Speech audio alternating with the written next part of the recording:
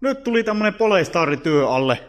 Takaikkuna, se on jo tumma, mutta takasivuikkunat, tummennetaan ne.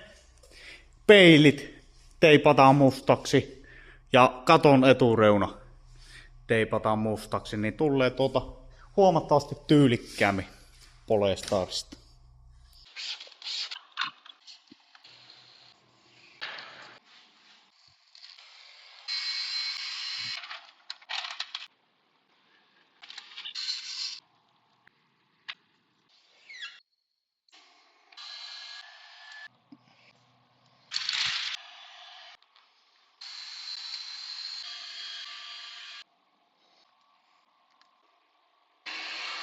No niin, nyt se ois valmis ja kattokaapa kun tuli komia.